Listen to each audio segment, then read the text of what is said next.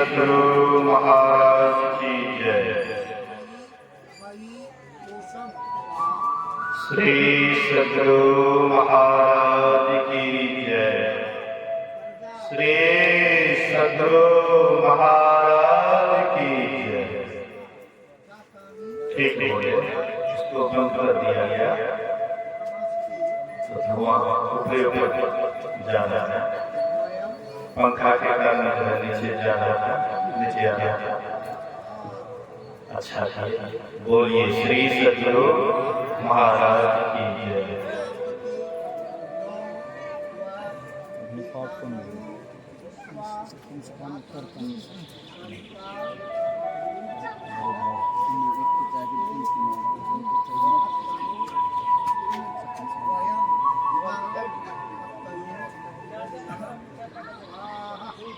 अखंड मंडलाकारं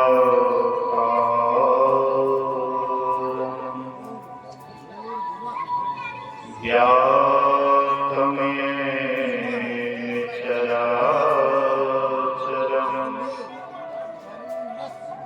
तत्पदं दर्शितं येन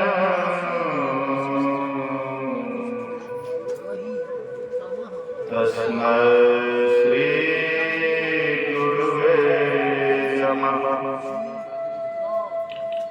धन्य धन्य सद्गुरु सुखदां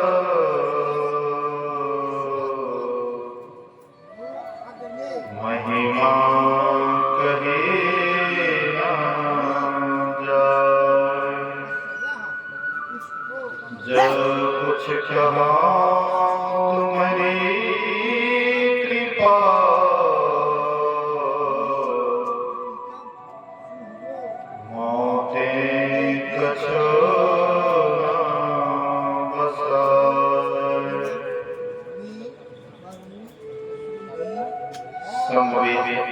समादरणीय सज्जन वृंद,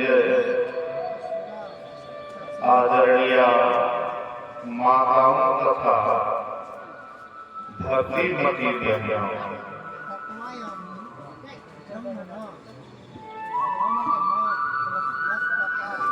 एक दिवसीय संक्रमण सत्संग नीरज बाबू के द्वारा उनके माता जी के श्राद्ध क्रिया के अवसर पर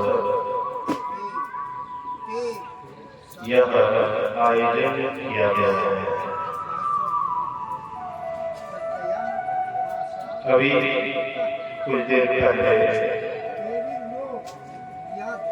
पूर्वता से सुन रहे थे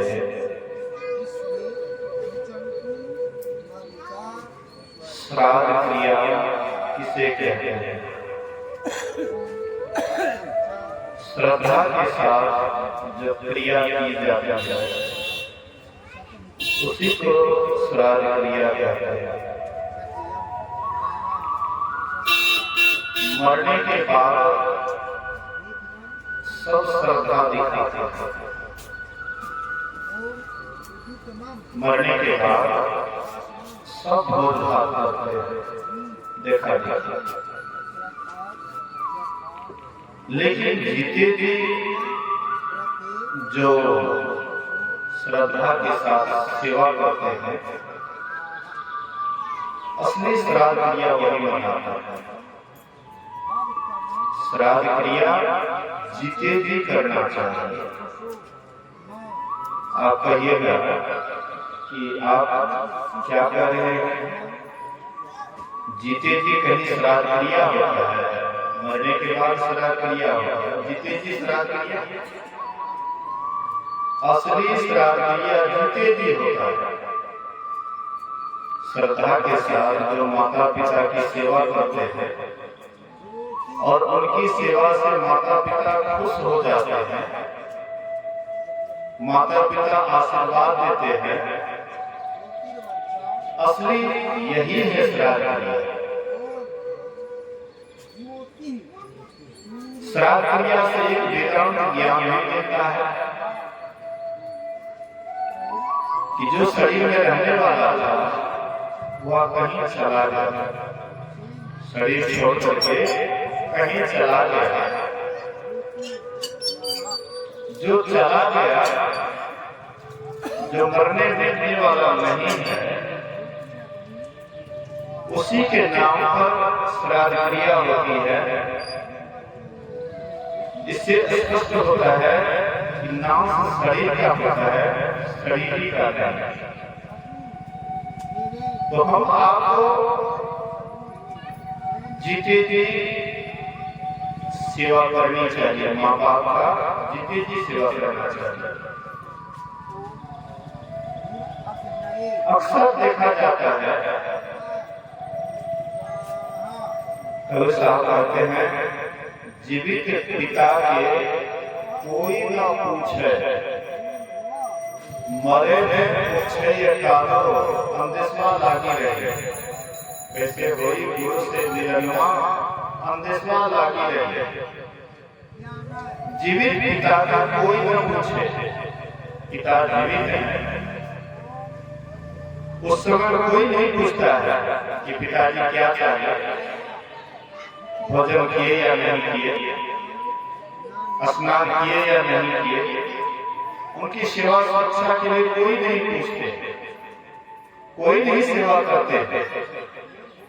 जब मरना संग अवस्था में जाते हैं तब लोग रसगुल्ला लाते हैं उसको खिलाने के लिए, और जब खाने वाला होता है तो नमक रोटी भी आफत हो जाता है, नमक रोटी भी नहीं दे पाता है। मरने के बाद रसगुल्ला का भोज करते हैं, कच्चा पक्का खिलाते हैं। क्या होगा? जो खाने वाला था उसको तो आपने कभी नहीं खिलाया, सब खाने वाला नहीं है तो आप दिखा रहे हैं, दिखावा कर रहे हैं। मानगंज में एक आदमी पुत्र के विरह में बिना बेटा की सेवा किए हुए बेचारा जैसे तैसे करके दम तोड़े।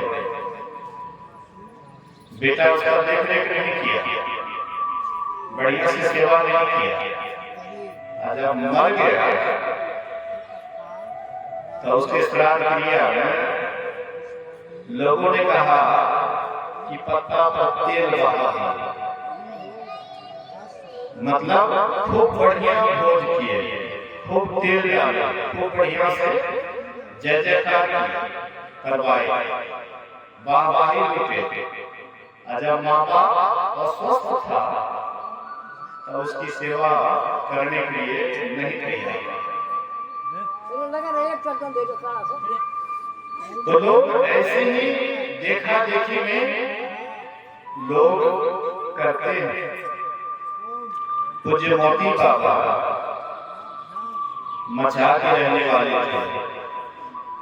एक बार बहुत बड़ा भंडारा का आयोजन किया, बहुत लंबा चौड़ा, पूरे गांव के लोगों को वह भोज में आमंत्रित किए। सब जब पंक्ति में बैठ गए, सबको बैठा दिए, पत्तल परोस दिए और उस पर सामग्री भी दे दिए। तब पूज्य मोती बाबा कहते हैं कि आप लोग जानते हैं कि कौन चीज का भोज हो रहा है? कहते नहीं बाबा, हम लोग नहीं जानते हैं कौन चीज का भोज हो रहा है। बोले कि हमारे श्राद्ध का भोज हो रहा है,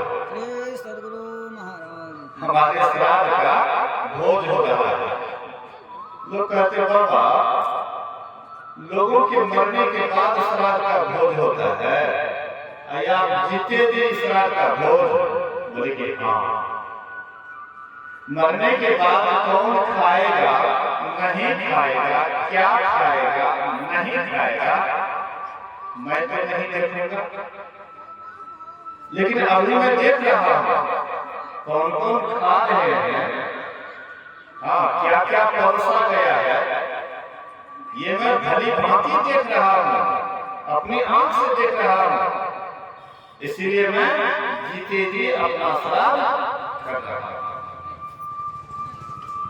ये है साधु का ज्ञान। ये साधु का ज्ञान। साधु मरने के बाद की बात नहीं करते हैं। मरने के बाद क्या होगा उसकी बात नहीं करते हैं। जीते जी गोस्वामी तुलसीदास जी महाराज कहते हैं, सुनी समझहि जन मुदित मन, मज्जहि अति अनुराग, लाहि चार फल अछत अनु, साधु समाज प्रयाग। कहते हैं कि जो साधु समाज में सत्संग में आनंदित मन से सुनकर समझते हैं और उसको अपने जीवन में उतारते हैं, कहते शरीर के रहते हुए या शरीर के रहते हुए उनको चार फलों की प्राप्ति होती है, अर्थ, धर्म, काम और मोक्ष। पंडित लोग कहते हैं मरने के बाद तुम्हारी पिता को यह मिलेगा, तुम हमको ये चीज दोगे तो तुम्हारे पिता को वो चीज मिलेगा। अब पंडित को कोई गाय दान करे उसके पिता को दूध मिलेगा। पंडित को कोई अगर फल का वृक्ष दान करे उसको माता पिता को फल मिलेगा। पंडित को अगर खाट दान करे तो सब तकिया दान करे उनके माता पिता को हम तो सब तकिया मिलेगा। आश्चर्य की बात है। सुख भोगेंगे पंडित जी, अब मिलेगा उसके माता पिता को। आप लोग कहिएगा कि तब बाबा ये देना तब तो बेकार है, तब नहीं देना चाहिए। देना चाहिए लेकिन सुपात तो देखते हैं। बोलिए प्रेम से श्री सद्गुरु। दान देना कोई अनुचित नहीं है, लेकिन पात्र देख करके दान दीजिए कि हम कहाँ दे रहे हैं और उसका लाभ कहाँ जाने से ज्यादा होगा, ऐसे जगह पे दीजिए। एक भगवान बुद्ध के समय में एक सेठी था। बोलिए श्री सद्गुरु।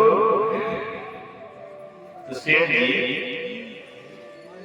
बहुत बड़ा सेठ, बहुत संपत्ति, अपार संपत्ति, लेकिन वह फूटा हुआ कपड़ा पहनता था, पुराना मैला कुचैला कपड़ा पहनता था, टूटे हुए रथ पर चलता था और भोजन भी जैसे तैसे करता था, उस नल भाव जैसे जैसे करता था। तो भगवान बुद्ध के समय की बात है, कुछ वर्षों के बाद जब वह सेठ जी की मृत्यु हुई तो राजा प्रसन्न जी उनके यहाँ से धन ढोना शुरू कर देते थे। धन ढोते 7 दिन तक धन ढोते रह गए, तब कहीं धन का अंत हुआ। तो 7वां दिन राजा प्रसन्नचित्त स्नान करके भगवान बुद्ध के शरण में गए, सत्संग में गए और राजा प्रसन्नचित्त कहते हैं भगवान बुद्ध से, धन के ये सेठ जी के पास अपार धन था जिसका पार नहीं। 7 दिन तक हम धन ढोते आज 7वां दिन धन का अंत हुआ, स्नान भोजन करके हम आपके पास आए हैं। इतना धन के रहते हुए लेकिन वह भोग नहीं पाया, ना तो दान किया ना भोग किया, अंत में नाश हो गया, सब धन खत्म हो गया। तो भगवान बुद्ध कहते हैं कि वे पूर्व जन्म में किसी बड़े महात्मा को, पहुंचे हुए संत को, पहुंचे हुए बुद्ध को दान दिए थे। तो पहुंचे हुए बुद्ध को जो दान दिए, थोड़ा सा दान दिए तो अपार धन की प्राप्ति हुई। बोलिए श्री सद्गुरु। पहुंचे हुए महात्मा को दान दिए, अपार धन जन्म में मिला, लेकिन अफसोस किया। धन देने के बाद दान देने के बाद अफसोस भी किया, ओह बेकार दे दिए, धन तो दिए, दान तो दिए, लेकिन बाद में पछताए भी कि बेकार दे दिए। तो वो जो पहुंचे हुए महात्मा को दान दिए, उसके कारण से उसको धन तो अपार मिला, लेकिन बाद में जो पछताए उसके बाद उसको भोग नहीं पाए। अब यहाँ पर तर्क करें, यहाँ पर विचार करें कि दान कहाँ देना चाहिए। पहुंचे हुए महात्मा को दान देना चाहिए। पहले के ब्राह्मण तपस्वी होते थे, तपस्वी होते थे, संयम नियम का पालन करते थे, ब्रह्मचर्य का पालन करते थे, संयमित ढंग से रहते थे, तपस्या करते थे, दिन रात ज्ञान मार्ग करते थे। इसीलिए पहले के ब्राह्मण को लोग दान देते थे, क्या समझ करके ये पहुंचे हुए महापुरुष, पहुंचे हुए महात्मा है, इसीलिए दान करते थे।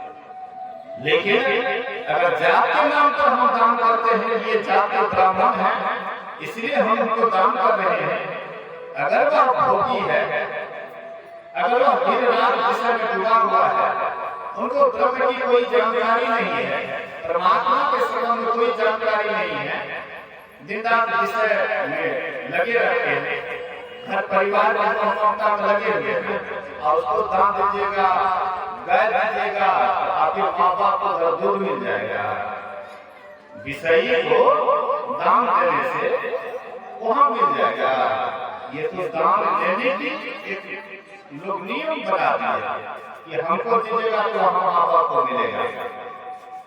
संत महापुरुष कहते हैं कि विचारवान मनुष्य को सोचना चाहिए, विचार करना चाहिए, सुपात्र को दान देना चाहिए कि हम जिसको दान दे रहे हैं वे हमारे धन को अच्छे काम में लगाएंगे, खराब काम नहीं।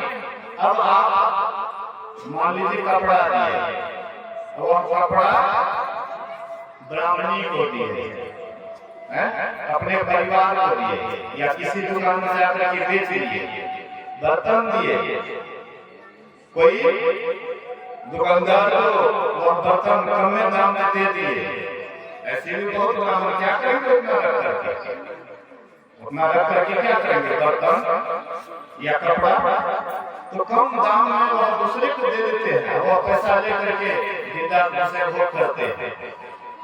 इससे आपको क्या मिलेगा? वे तो कोई अच्छे काम में लगाएंगे नहीं, कोई शुभ कर्म में नहीं लगाएंगे, वे दिन रात जो नश्वर काम है उसी में लगा करके जीवन को खपा देंगे। इससे संत महापुरुष कहते हैं कि सोच करके, समझ करके और सुपात्र को दान देना चाहिए, अच्छे जगह में दान देना चाहिए, जिससे अनंत गुना लाभ हो, अनंत गुना आपको इसका फल मिले। इसलिए गोस्वामी तुलसीदास कहते हैं कि मरने के बाद तो कौन जानता है, जीते जी काम करना चाहिए। लहे चारि फल छतनो साधु समाज प्रिया, जो साधु समाज में आनंद जीवन से सुनकर समझते हैं और अपने जीवन में उतारते हैं, उनको चार फल की प्राप्ति होती है, अर्थ, धर्म, काम और मोक्ष। तो सबसे पहले साधु संग में जाना चाहिए, साधु संग के बात को सुनना चाहिए। बहुत लोग कहते हैं कि हम तो बहुत सत्संग किए, अब कितना करेंगे, अब कितना करेंगे, बहुत सत्संग कर लिए।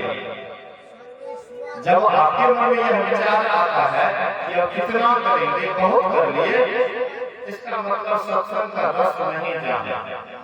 अच्छा, मैं आपसे पूछता हूँ कि आप हम बहुत दिन से कमा रहे हैं, क्या आपका ख्याल है कि अध्ययन कमाने से अब कितना कमाएंगे, अब नहीं कमाएंगे?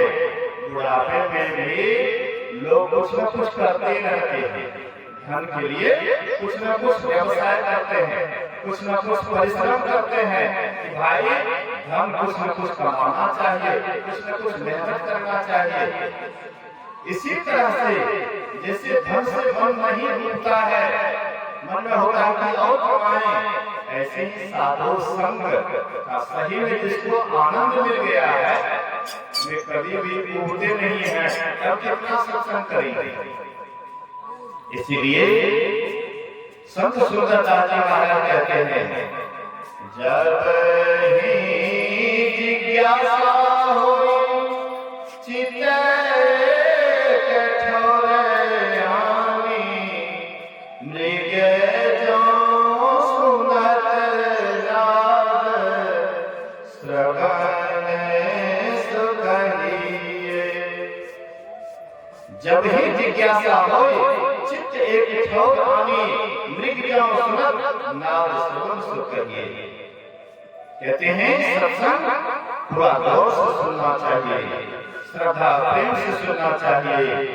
इसलिए उत्तरकांड में गोस्वामी तुलसीदास जी कहते हैं, जीवन मुक्त ब्रह्म पर चरित सुनहि तज ध्यान, जे हरि कथा न करहि रवि तिनके हिय पाषाण।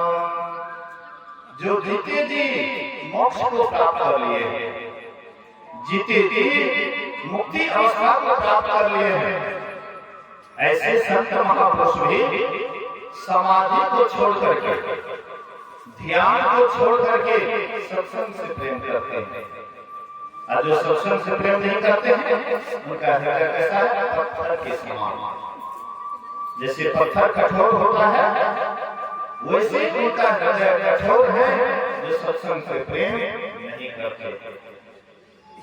एक बार भगवान श्री राम सभी प्रजाओं को बुलाए, सबको बुला करके भगवान राम कहते हैं कि हे पूर्ववासियों, ऐसा मत सोचना कि मैं ममताग्रस्त होकर के तुमको बुलाया। वही मेरा सेवक है जो मेरे अनुशासन को मानता है। इसलिए अगर मैं अनुचित बात कहूं तो मेरे मुंह को तुरंत बरस देना।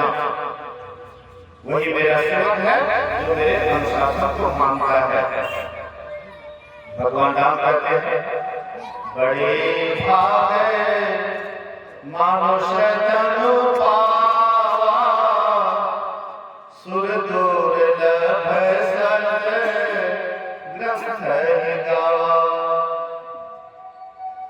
हे पूर्ववासियों, हे प्रजाओं, हे नगर निवासियों, ये जो मनुष्य का शरीर है ये बड़ा भाग्य से मिला है। ये शरीर बड़ा अनमोल है।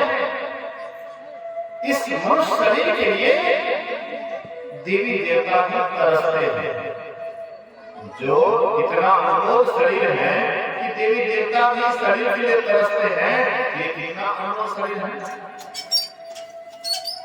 हम आप देवी देवता की पूजा करते हैं, इसको कम कर दीजिए। बोलिए श्री सद्गुरु। तो भगवान श्री राम कहते हैं कि ये शरीर के लिए देवी देवता भी तरसते हैं, लेकिन ये देवी देवता को भी मतलब नहीं मिलता है। कितना अनमोल शरीर है। देवी देवता भिखारी बने हुए हैं मनुष्य शरीर के लिए कि हमको ये मनुष्य का शरीर मिले, लेकिन उनको ये शरीर दुर्लभ है। कितना अनमोल शरीर है, कितना कीमती शरीर है, लेकिन हम लोग इसका वैल्यू नहीं देते हैं। आसानी से जो कुछ किसी को मिल जाता है तो उसका वैल्यू नहीं देता है, और वही जब परिश्रम करने पर मिलता है तो उसका बहुत वैल्यू देता है। जैसे माँ बाप कितने परिश्रम करके मेहनत करके धन जमा करता है, मेहनत करके धन जमा करता है, जमीन खरीदता है या मकान बनाता है, तो उसका वो वैल्यू देता है। एक एक रुपया का वैल्यू देता है, फजूल खर्च नहीं करता है। और उसी का बाल बच्चा है जो अपने से कमाया नहीं है, माँ बाप से लेकर के फालतू काम में बहुत पैसा बर्बाद कर देता है, क्योंकि अपने से कमाया नहीं, इसलिए वैल्यू नहीं जानता है। इसी तरह से हम आप 84 लाख योनियों में भ्रमण कर रहे थे, कभी कुत्ता, कभी बिल्ली, कभी सांप, कभी छुछुंदर, कभी पेड़, कभी पौधे, कभी माथा, कभी हाड़ा, इस तरह से कई योनियों का भ्रमण कर रहे थे। अनेक योनियों में भ्रमण करते हुए परमात्मा को दया आ गई, आहा ये बड़ा कष्ट में है, बड़ा दुख में है, 84 लाख योनियों में भ्रमण कर रहा है, जन्म मरण के कष्ट को सह रहा है, इसलिए एक बार इनको अवसर दिया जाए, इसको मोक्ष पाने के लिए, आवागमन से छूटने के लिए, 84 लाख योनियों से छूटने के लिए एक बार इसको मौका दिया जाए। तो परमात्मा क्या करते हैं, एक बार मौका दिए, मनुष्य शरीर देना मतलब मौका देना। परमात्मा हम आपको मनुष्य का शरीर दिए, तो हम आप अपनी कमाई से नहीं, बल्कि अचानक जो हम आपको ये मनुष्य का शरीर मिल गया, इसलिए हम लोग इसका वैल्यू नहीं देते।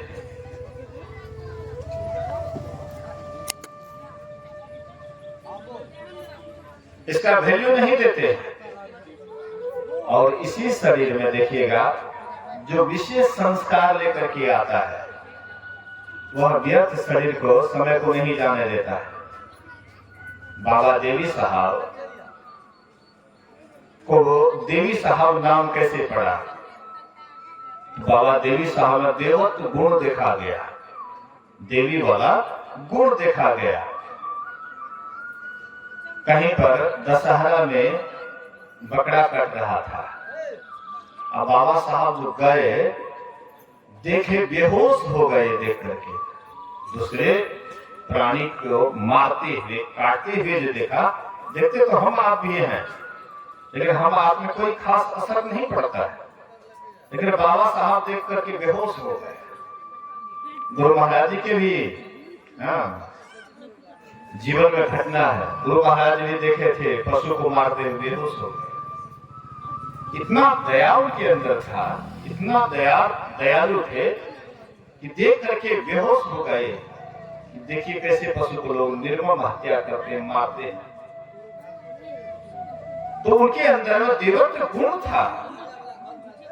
ये जब आए शरीर में, तो शरीर समय को बेकार नहीं गंवाए, हम आप इसको बेकार गंवाते, कुछ नींद में, कुछ भोग में, कुछ आलस में खोया, और जब आया समय मौत का, तब सिर धुम धुम करके रोया।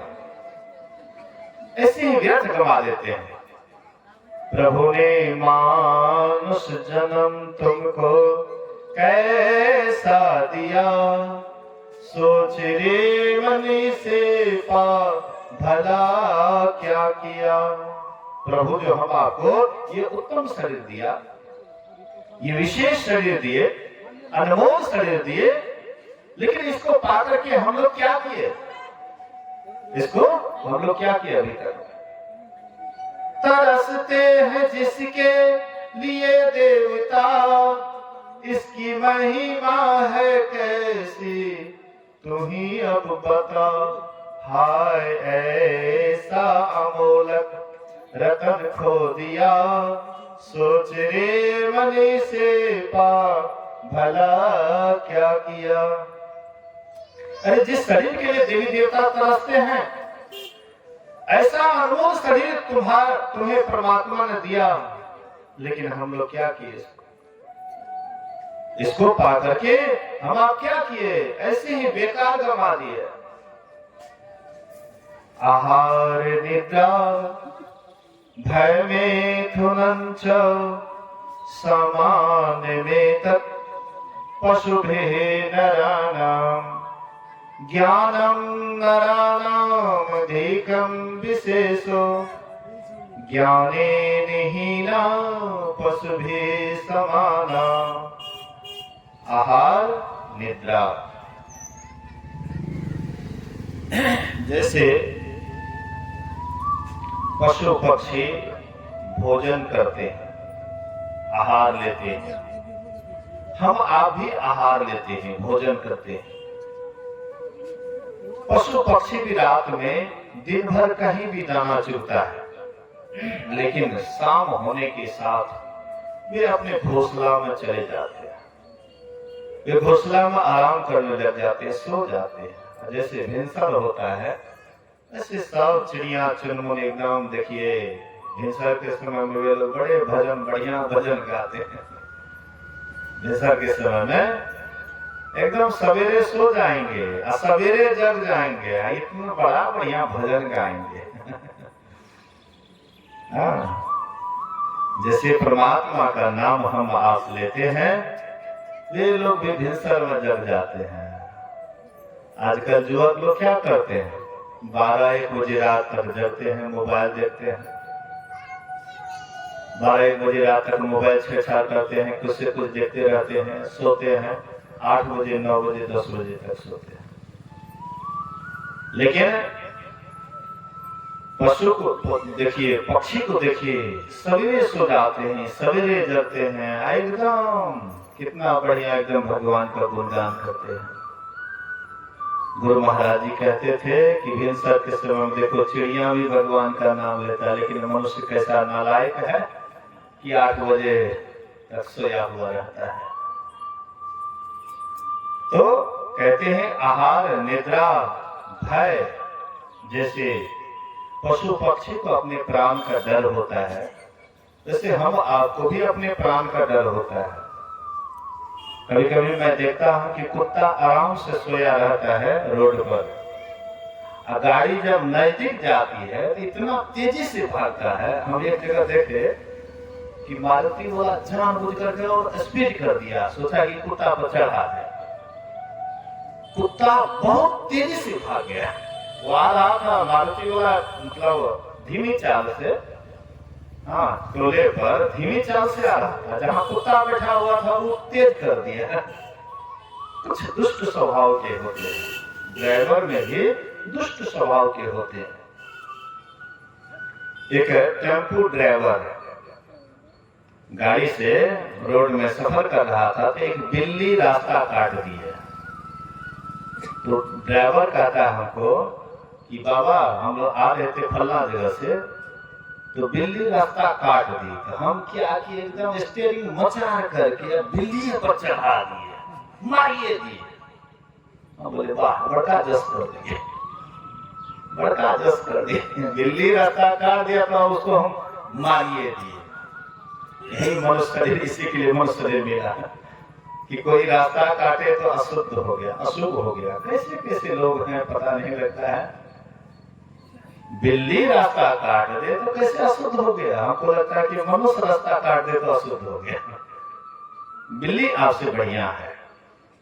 अगर मांसाहारी वह है तो केवल मांस ही खाता है, दूसरे का आहार नहीं लेता है बिल्ली। हम मनुष्य शाकाहारी होकर के मांस भी, दूसरे का मांस भी खाते हैं। ये तो सबसे गया गुजरा है, इसलिए मनुष्य रास्ता काटे तो अशुभ होता है, अब बिल्ली रास्ता काटे तो अशुभ हो गया। मैं नहीं मानता। मैं कहीं भी सफर करता हूँ, बिल्ली रास्ता काटे दायां बायां, कई लोग काटे, हमको कोई अंतर नहीं पड़ता। आराम से चलते रहते लोग, गाड़ी रोक देते हैं। बिल्ली रास्ता काटा, गाड़ी रोक दिए, गाड़ी रोक दिए तो पहले देखते कोई और गाड़ी वाला जाता है तब वो आगे चलता है। हम लोग नहीं सोचते, अरे मतलब बिल्ली रास्ता काट दिया, अशुभ हो जाएगा, कहीं एक्सीडेंट हो जाएगा, इसीलिए अब रोक देंगे गाड़ी। मैं आपसे पूछता हूँ, जितना एक्सीडेंट होता है सब बिल्ली का रास्ता काटा हुआ पर एक्सीडेंट होता है, क्या आप कभी तर्क किए हैं? बिल्ली रास्ता काट दिया तभी एक्सीडेंट होता है, उसके पहले नहीं होता है। ये सब बिल्कुल लोग जो है ना बनावटी बात को इतना विशेष करते हैं, तो ऐसा नहीं सोचना चाहिए। कहने का मतलब है प्राण का डर जैसे हमें है वैसे अन्य जीवों को भी है, पशु पक्षी को है। जैसे संतान मनुष्य पैदा करता है वैसे पशु पक्षी भी संतान पैदा करता है। ये 4 काम मनुष्य और पशु में बराबर है। तो मनुष्य विशेष कब जब यह ज्ञान का अवलंब लेकर के ध्यान का अवलंब लेते हैं, ज्ञान ध्यान अपने जीवन में अगर उतारते हैं, तब तो ये मनुष्य है, तब तो पशु से अच्छा है, नहीं तो ये पशु से भी बदतर है। ज्ञानहीन मनुष्य पशु के समान है, बिना पूछ के ये पशु है। तो भगवान श्री राम कहते हैं कि ये जो मनुष्य का शरीर है बड़ा भाग्य से मिला है। 84 लाख योनियों में भ्रमण कर रहे थे। बहुत आदमी सोचते हैं कि हम मनुष्य में तो आ गए, लेकिन है गरीब, क्या भगवान की भक्ति करेंगे। भगवान की भक्ति करेंगे, अगर धनी होते, हमारे पास में ढेर संपत्ति होता तो हम भगवान की भक्ति करते। हम तो दिन रात कमाने खाने में ही व्यस्त रहते हैं, भक्ति कैसे करेंगे। आप दोनों को मूल्यांकन कीजिए कि गरीब में ज्यादा संत हुए या धनी में ज्यादा संत हुए। मूल्यांकन कीजिए, शायद आप मूल्यांकन पर यही पाएंगे कि ज्यादा गरीब में ही संत हुए, धनी में बहुत कम। गुरु महाराज जी 75 बीघा जमीन है, मान लीजिए धनी का, संसेवी बाबा को कितना था, शाही बाबा को कितना था, दूसरे का दरबारी करते थे, हैं? तो ये लोग कैसे हो गए इतने महान। कबीर साहब ताना बाना करते थे, आज का खर्चा हो गया तो कल क्या खाएंगे उसका चिंता नहीं रहता था। आज हो गया बस आज में संतुष्ट हैं, कल क्या होगा कल देखेंगे। हम लोग साल भर तक व्यवस्था कर लेते हैं, फिर भी असंतुष्ट रहते हैं, फिर भी चिंतित रहते हैं, फिर भी परेशान रहते हैं। तो यहाँ पर कोई गरीब है कहता है इसीलिए हम भक्ति नहीं कर पाते हैं, ये गलत बात है। कोई धनी है तो वो खूब भक्ति करते हैं, ये भी गलत बात है। गुरु महाराज कहते थे जिनके पास धन नहीं है वो दिन रात धन के अभाव में जलते रहता है, और जिनको धन हो जाता है वो धन को संभालने में दिन रात भूत की तरह नाचते रहता है। दोनों में से कोई शांत नहीं है, दोनों में से कोई सुखी नहीं है। सुखी कौन? जो ईश्वर का भक्ति करते हैं, परमात्मा की भक्ति करते हैं, वही सुखी है। तो भगवान राम कहते हैं ये जो मनुष्य का शरीर मिला है, अनमोल शरीर मिला है। ये शरीर के लिए मनुष्य, हाँ, ये मनुष्य शरीर के लिए देवी देवता भी तरसते हैं, और ये अनमोल शरीर मिला है। तो ये अनमोल शरीर मिला है, यही समझ करके हम लोग चुपचाप हाथ पर हाथ दे करके बैठे रहें या इनके लिए कुछ उपाय भी करें।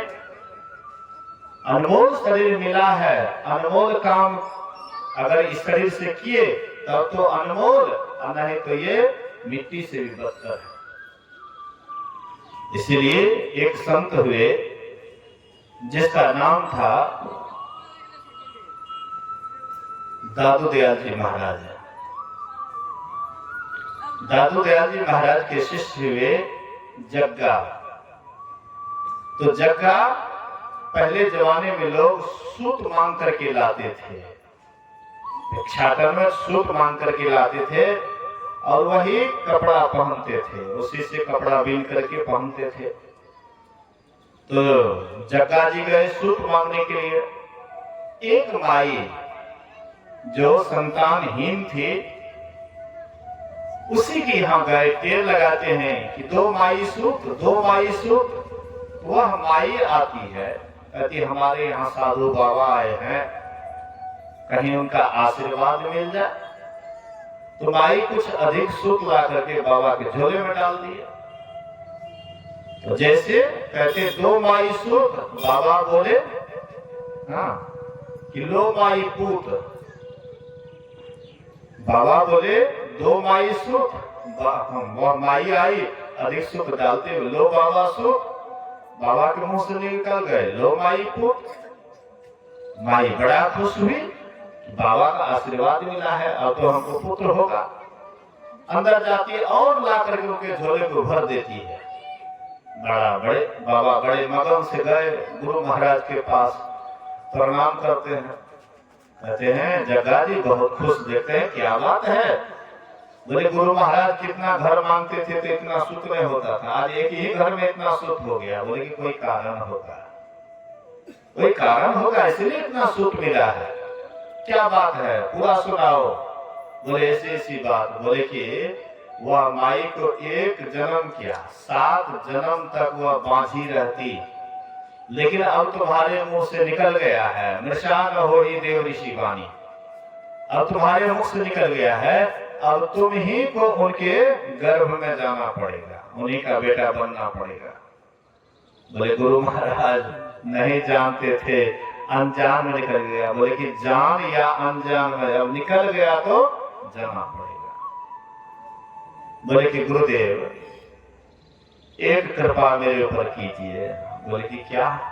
बोले कि अगला जन्म जो होगा तो आप हमको चेला बना दीजिएगा, शिष्य बना दीजिएगा, इतना कृपा कम से कम मेरे ऊपर कर दीजिए। बोले कि एक मस्तु ऐसा ही होगा, मैं तुम्हारा गुरु बनूंगा। वह पहले वाला शरीर छोड़ दिए, वह माई के गर्भ में गए। 9 महीने के बाद जन्म होता है। नामांकरण के लिए दादू दयाल जी महाराज को बुलाए। दादू दयाल जी महाराज देखते हैं बच्चा बड़ा सुंदर है, गोद में लिए, आहा बच्चा बड़ा सुंदर है, इसलिए इसका नाम सुंदर दास रहेगा। वह बच्चा का नाम सुंदर दास रह गया। धीरे धीरे बच्चा बड़ा होता है। पहुंचे हुए महात्मा का सानिध्य मिला, जैसा संग वैसा रंग। जल परमाने माछरे, कुल परमाने बुद्धि, अजाको जैसा गुरु मिला, ताको तैसी शुद्धि। गुरु महाराज जी को जब तक पहुंचे हुए गुरु नहीं मिले तब तक गुरु महाराज जी बहुत भटके हैं, कहां कहां नहीं गए। सबके पास जाते थे, सुरत शब्द योग की क्रिया के संबंध में, शब्द साधना के संबंध में प्रश्न करते थे। कोई साधु कोई महात्मा ठीक ठीक आंसर नहीं दे पाते थे, ठीक ठीक उत्तर नहीं दे पाते थे। गुरु महाराज किसी से संतुष्ट नहीं हुए। अंत में संतमत के सत्संगी धीरेलाल गुप्त से मिले और उनसे कुछ जिज्ञासा शांत हुआ। उसके बाद गुरु महाराज जी संतमत से प्रभावित हुए और बाद में बोले कि आपसे दीक्षा लेना चाहते हैं। बोले कि हम आपको दीक्षा नहीं देंगे, आप त्यागी आदमी हैं, सन्यासी हैं, हम गृहस्थ हैं, बाल बच्चेदार हैं, हम आपको कैसे दीक्षा देंगे। बोले कि आप गृहस्थ हैं तो क्या है, अगर हमको एक कुत्ता से भी सही ज्ञान मिल जाएगा तो हम उनसे भी दीक्षा ले सकते हैं, और आप तो मनुष्य हैं। फिर भी वे तैयार नहीं हुए। बोले कि मेरे मित्र हैं मायागंज मोहल्ले में राजेंद्र बाबू वकील साहब, उनके पास आप जाइए, वे आपको दीक्षा दे देंगे, मैं एक चिट्ठी लिख करके दे देता हूँ। तो धीरेलाल गुप्त चिट्ठी लिख करके दिए। गुरु महाराज जी वहां गए। 2-3 दिन तक उनसे वार्तालाप होता है। देखे कि सही में संतमत के अच्छे प्रभावित व्यक्ति हैं। तब राजेंद्र बाबू उनको दृष्टियों की क्रिया बतलाए और बोले, हाँ गुरु महाराज जी कहते हैं कि आप तो हमारे गुरु हुए, इसलिए मैं आपको प्रणाम करता हूँ। वे बोले कि मैं आपका गुरु नहीं, आपका गुरु बाबा देव साहब हैं, उनके दिए हुए ज्ञान को हमने आपको दिया है, इसलिए मेरा ज्ञान खोज किया हुआ नहीं है, खोज किया हुआ बाबा साहब का, इसलिए उसका ज्ञान मैं आपको दिया। तो गुरु मैं नहीं, गुरु आपका बाबा देवी साहब। बोले कि अभी तो उसको हम देखे नहीं है, हाँ तो इसीलिए हम आपको गुरु मानेंगे, जब उनसे भेंट करा दीजिएगा तब हम उन्हीं को मानेंगे। तो दशहरा विजयादशमी में बाबा साहब आए, अब गुरु महाराज जी इधर से गए, दोनों की मुलाकात होती है शिष्य गुरु का। तो जो संस्कारी शिष्य होता है वो अधकिचरे गुरु के फेरे में नहीं पड़ते हैं। कहते हैं गुरु महाराज जी कहते हैं कि गुरु खोज करिए, चुनिए गुरु सच्चा, बिन सदगुरु के ज्ञान पंथ सब कच्चा ही कच्चा। कुंडलिया में कहो सो सदगुरु कर पहचान, अरे हारे में ही जो प्रभु दया सो मिले, शिव ये तजी अभिमान। अभिमान का परित्याग करके अगर पहुंचे हुए महापुरुष मिल जाए, उनकी सेवा सुरक्षा करो, श्रद्धा के साथ उनकी सेवा करो। तो गुरु महाराज जी उनको गुरु बनाए। ऐसे ही संत सुंदरदास जी महाराज पहुंचे हुए संत दादोदयाल जी महाराज को अपना गुरु धारण करके साधना करके सिद्ध हो गए। तो उन्होंने अपने वचन में कहा है, वे अपने वाणी में कहते हैं, जा शरीर माही तू अनेक सुख मानी रहियो, ताही तू विचार या में कौन बात भली है, मेद मज्जा मांस रग रग में रक्त भरियो, पेट हो पिटारी सी में ठोर ठोर मलो है, मुख हारम के नैन नाक, हाथ पांव सौ सौ हारम की नली है, असुंदर याही दखी जनी भूले कोई, भीतर भगार बड़ी ऊपर से कली है। सुंदरदास जी महाराज कहते हैं कि जिस शरीर में तुम अनेक सुख मान रहे हो, गुरु महाराज जी कहते हैं, तन सुख मन सुख इंद्रिय सुख सब दुख, तजी देवी सय दुख दाई। क्या कहते हैं आगे? भ्रम खाई हो भाई, ठीक है जी, या है त्यागी देवी सय दुख दाई, भ्रम खाई हो भाई। मतलब कहते हैं कि ये जो इंद्रियों का सुख है, तन सुख मन सुख इंद्रियों का सुख, ये सुख आपको सही मंजिल तक नहीं ले जा सकता है ना। रोशन कृष्ण बोलिए प्रेम से श्री सदगुरु, श्री सदगुरु महाराज की जय। ध्यान से सुनिए, बोलिए प्रेम से श्री सदगुरु। मैं अपने वचन से ही उनको दे दिए, उनके अंदर श्रद्धा होगी, अंदर से उनके अंदर श्रद्धा होगी तो समझिए, नहीं भी गए तो दे दिए, जाएंगे तभी होगा, सो बात नहीं। थोड़ा सत्संग की भी मर्यादा होती है, इसीलिए यहीं से मैं गुरु महाराज से प्रार्थना करता हूँ, उनका शुभ हो, मंगल हो। बोलिए प्रेम से श्री सदगुरु महाराज की जय। तो मैं कह रहा था, सुंदरदास जी महाराज कहते हैं कि जा शरीर माही तो अनेक सुख मानी रही हो, ताही तू विचारिया में कौन बात भली है। जिस शरीर में तुम अनेक सुख मान रहे हो, कभी खाने में, कभी पीने में, कभी विषय भोग में, कभी संसार में, बाल बच्चे में, ये जो अनेक प्रकार के सुख मानते हो, उसमें थोड़ा सा विचार करो, कौन बात भली है। मेद मज्जा मांस रग रग में रक्त भरा हुआ है। ये जो शरीर में क्या भरा हुआ है, जिस शरीर से हम इतना स्नेह करते हैं, जितना प्रेम करते हैं, इस शरीर में क्या है? मेद मज्जा मांस रग रग में रक्त भरा हुआ है। पेट हो पिटारी सी में ठोर ठोर मल है। ये पेट क्या है? मल और मूत्र का भंडार। कितना बढ़िया खाइए, लेकिन अंत में पच करके पेट में जाता है, मल मूत्र बन जाता है, जिसकी तरफ हम देखना नहीं चाहते। हारों से भरियो नैन नाक हाथ में सौ सौ हाड़म की नली है। ये जो नाक मुंह कान ये सब जो देख रहे हैं, यही देख करके लोगों को आकर्षण होता है। चेहरे को देख करके, शरीर के आकार प्रकार को देख करके लोग आकर्षित हो जाता है, जीवन न्यौछावर कर देता है, एक दूसरे पर मरने मिटने के लिए तैयार हो जाता है। हारों से भरियो नैन नाक हाथ में सौ सौ हाड़म की नली है। सुंदर याही देखी जनी भूले कोई, भीतर भगार भरी ऊपर से कली है। कहते अंदर में, भीतर में मुकामा घाट, बाहर से चिक चाक, अंदर से मुकामा घाट। बाहर से हम भले ही चमड़ी हम आपका सुंदर देखने में लगता है, लेकिन भीतर से गंदगी ही गंदगी भरा हुआ है। इसलिए कहते हैं हरण सुभरियो नैना हाथों सो सब हरण की नली है, असुंदर या ही देखी जनी भोले कोई, भीतर भगार भरी ऊपर से कली है। इसलिए सुंदर शरीर देख करके नहीं भूलना चाहिए। तो ये शरीर जो सुंदर दिखाई पड़ता है, ये शरीर एक दिन समाप्त हो जाता है। आज माता जी का शरीर समाप्त हो गया। ये माता जी कभी ये भी सुंदरी होगी। युवा अवस्था में सब सुंदर सुंदरी होते हैं।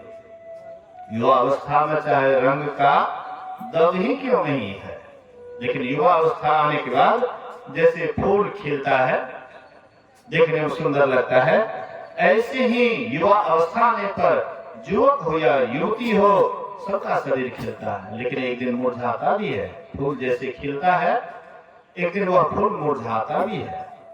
ऐसे ही जवानी आता है, एक दिन बुढ़ापा आता है, शरीर एक दिन लापता भी हो जाता है।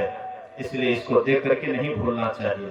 सुंदर या ही देखी जनी भूले कोई, भीतर भगा गई ऊपर से कली। तो ये शरीर कहते हैं कि गंदगी का घर है, लेटिन पेशाब बनाने वाला कारखाना है। तो ये शरीर बिल्कुल गया गुजरा हो गया। लेकिन हाँ, हम आप देखते हैं कि कमल कहाँ खिलता है? कीचड़ में। जब भी कमल खिलता है तो कीचड़ में खिलता है।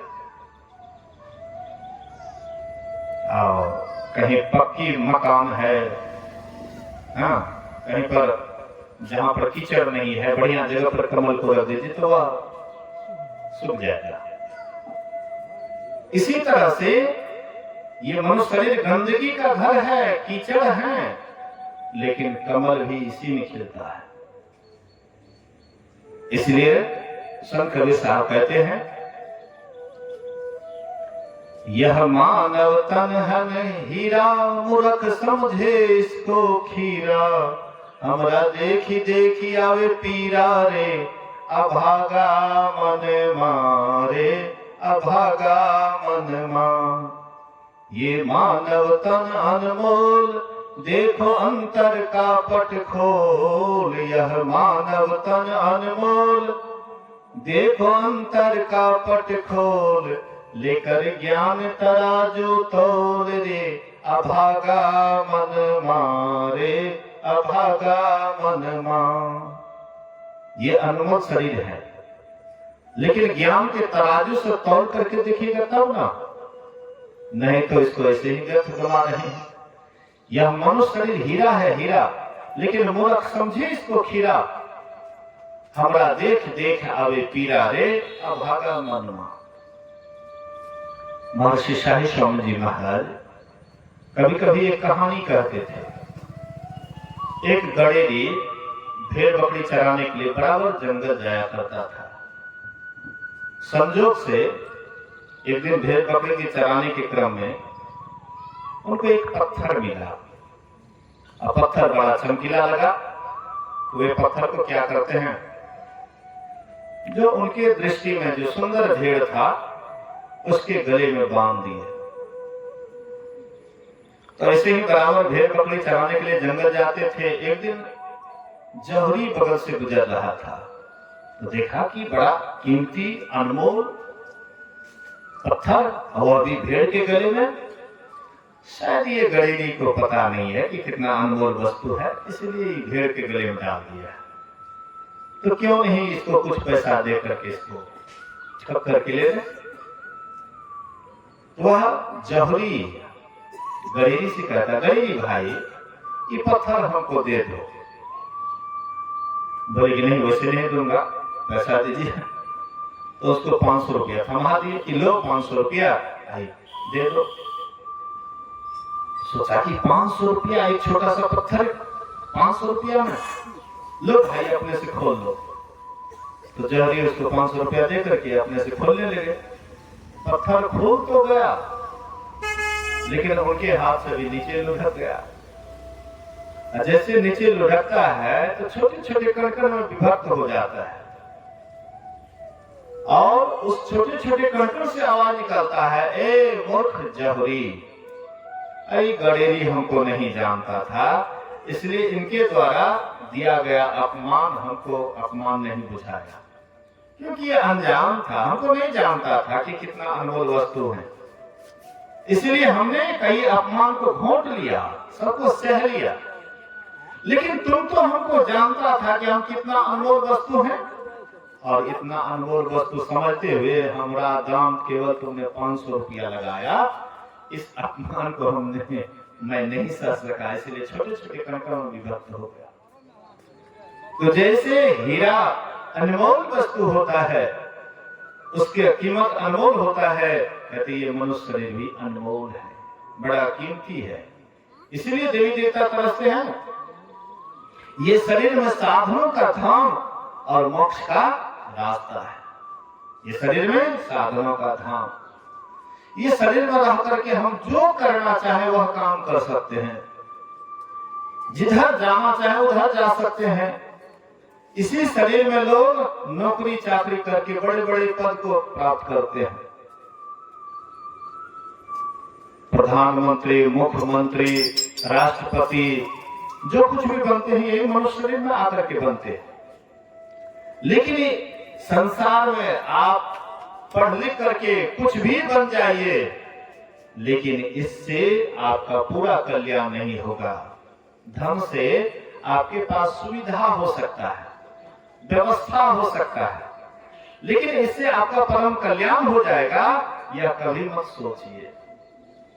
परम कल्याण कब होगा? तो साधन धाम मोक्ष कर द्वारा अपाई न जही परलोक समाना। ये शरीर साधनों का धाम है, और इस शरीर में आकर के हम आप परलोक को सुधार सकते हैं, अर्थात मोक्ष प्राप्त कर सकते हैं। ये शरीर मनुष्य का क्या है? चौराहा, चौबटिया। इसमें ये मनुष्य शरीर से चौबटिया वाला रास्ता यहाँ से फूटता है। मनुष्य शरीर में आए, चौराहे पर आ गए, चौबटिया पर आ गए। अब ये चौबटिया से हमको किधर जाना है, ये स्वयं निर्णय हम आपको करना पड़ेगा।